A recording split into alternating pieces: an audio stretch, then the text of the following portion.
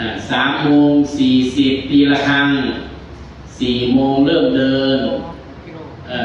6 กิโลเสี่ยวสูตรใดสูตรแรกย่าง6 กิโลเทื่อเดียวสูตรที่2 33ย่าง3พักแล้วก็ย่างอีก3 หอดหรือเอาสูตรที่3 4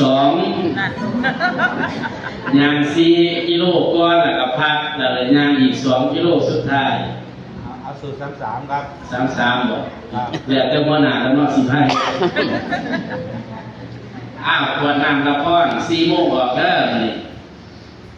นี่ยะถาวาลิวาหาปุราปาริปุเรนติสาคลังวันน้ำที่เต็มย่อมยังสมุทรสาครให้บ่บุญได้ฉันใดเอวะเมวะอิโตทินังเปตานังอุปกัปปติทานที่ตั้งโดทิศให้แล้วในโลกนี้ย่อมสำเร็จประโยชน์แก่ผู้ที่ละโลกไปแล้วได้ฉะนั้นอิจิตังปฏิตังตุมหังขออิทธผลที่ท่านปรารถนาแล้วตั้งใจแล้วคิดปะเมวะสามิจันตุจงสำเร็จชาพันสาเพปุเรนตุสังคปาขอความดังดีทั้งปวงจงเต็มที่จันโทปนาราโสยธาเหมือนพระจันทร์ในวันเพ็ญมานิโชติราโสยธาเหมือนแก้วมณียังสว่าง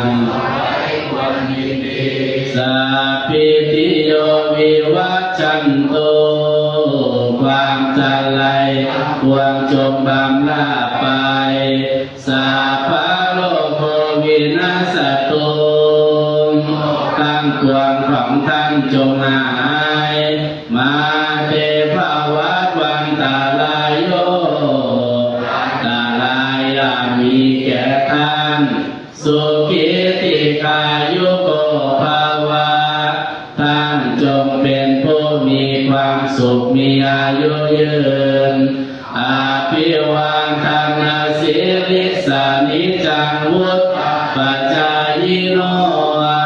จัตตารโอธรรมาวัฏันติอายุวันสุขังพลังธรรม4 ประการคืออายุวันนาสุขาย่อมเจริญแก่บุคคลผู้มีปกติไหว้กราบมีปกติอ่อนน้อมต่อผู้ใหญ่